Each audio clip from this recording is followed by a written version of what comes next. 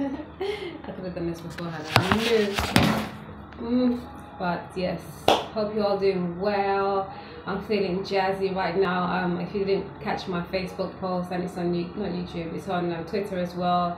ISIS, I am rising from the phoenix ashes. That was charcoal anyway, but rising still. I feel brand new, rejuvenated, renewed, transformed, transmuting ish, you know, like taking time to take the lessons from the winter months, and there's still slightly in there, but we're definitely moving away from it now and just really feeling more within myself, more connected, more tuned. I've been dreaming more, and I used to have very vivid dreams, very colorful dreams, and it just died down for a good while. I didn't even speak on it because I was just trying to work it, trying to get it back and get myself back into where I needed to be. And now I feel I'm definitely drawing closer, and I've been dreaming like yeah. So anyways, this is all about generational health, wealth, and well-being. Yeah.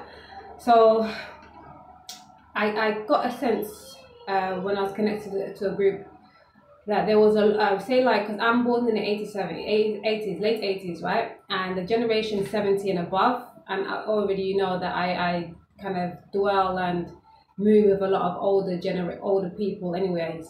And so all the generations above, I had this stigma against, no, I can't say against, but always had this thing where they felt like my generation and below were just like, what were the terms? Back in my day, or when I was coming up, like it was a thing, they had a lot of comparisons and thinking and feeling that, we had to work harder to get what they are now getting, or that, they just have it easier and stuff like that. And I just recently had to check myself, and this is why I had to do a video recording on this, because I had spoken about it on posts and stuff like that, but this is video not worthy, because I was just thinking to myself like, yeah, these ones just below me now, I'm like, you guys have it good, you guys have it all right, like the kind of things that they are open to right now.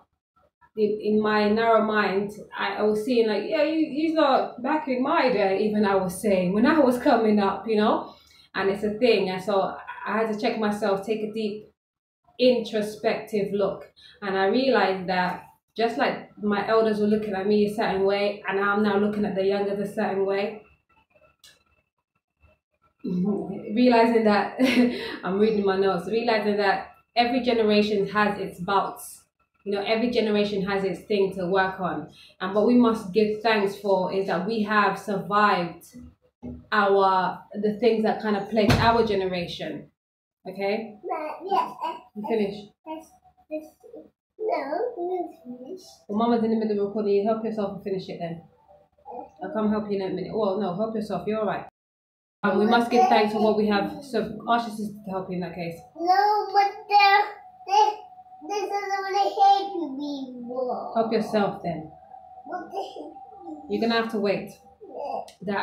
So our generation, we have to give thanks for the generation that we come up with, because whatever we survived, they had it plagued. They were plagued a little bit harder with it, because whatever the power so say they be tried to implement with us, which didn't work, they kind of would have perfected it for the generations below, so we have to give thanks for what we have survived, and know that the generations below us and above us have it different, full stop. So we can't compare. They have their differences, and within differences comes growth. And so what we should do, instead of shunning them, is realizing the faults within, because we all have things to work on regardless. Every generation has their bouts, like we say, but know that okay, hold on. In fact, more time they have it worse, like yeah, and it's up to us to to help ameliorate their isms below or above by realizing our own and showing them how we can work through it, rather than being like, oh, like, well, at least you have it like this now. We didn't have it like that before. We had to sit through these kind of hours, and we couldn't even go out. All of these kind of things. Like, there's no point comparing and contrasting. It's like, You know, I said before that comparison is the root to all evil. You know, comparison is the root to depression. You know, to just being saddened, and you don't need to be that. Like, there's no need. What we need to do is help ameliorate the situation by realizing what we had to go through, talk on it, speak on it, work on it. Like, don't get stagnant. Don't just be like, okay, so this is my lot and that is it. You know, work whatever you've been given, and, you know, turn the lemons into lemonade. You know, sweeten it up, make it good for you. It doesn't have to be sweet. Don't be too sweet. You know. Caraças, filho, sit down. No running in here, please. Look at this mess. Look at this. Ay, ay, ay. Whoa. Let me go back a little. The camera just fell and I'm in the middle of recording. Okay, I need you all to go finish what you're doing. Look at this, Sayed. Amar, look at this. Look at this mess. Go and finish. Look at your Have you finished, Amar? Yeah. Help your mother, please. Your sister will help you. Thank you. Let me finish up here, please. Ciao. Alright. These ones on ones. Mess me up, man. Sure. Anyways, mama entrepreneur, like I say, you know, every day. I'm dealing with my babies, I homeschool them. Who's that calling my phone at this time? Okay, I'm in the middle of recording. I'm going to get back to that. So let me get back to my notes real quick. Own faults, do better by them. And then, yeah, the point is to realize our own faults. To realize that we had to go through things. And whatever we skimmed by, you know, the next generation above or below would have got it greater. So we have to ameliorate whatever we have, the isms and schisms that we have, and then show the rest how they can too. You know, at least even just talk about our experiences without the comparison and contrasting, showing them, you know, how you feel rather than, you know, holding it back and making it an issue, like, you know, a reason for contention. You know what I mean? Yeah, man. That's how we learn to, you know, be more healthy within ourselves and then acquire our wealth holistically. And then the well-being is a given, you know?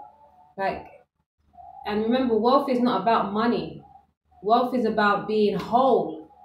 And healthy is about being, if you want to sustain your wealth, including the riches, you have to be healthy. Because what's the point of, that's why the Chinese New Year is so permanent, because it's like they always talk about long life and prosperity. What's the point in having a long life if you're not going to be prosperous?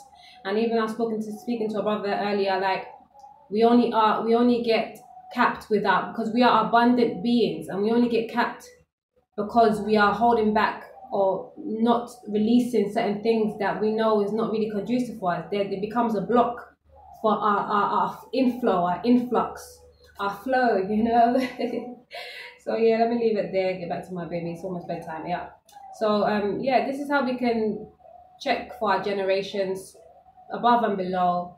Like, know that we all have schisms and isms to go through, lessons and blessings to get to, you know, to be healthy, to be wealthy, and to sustain our well-being.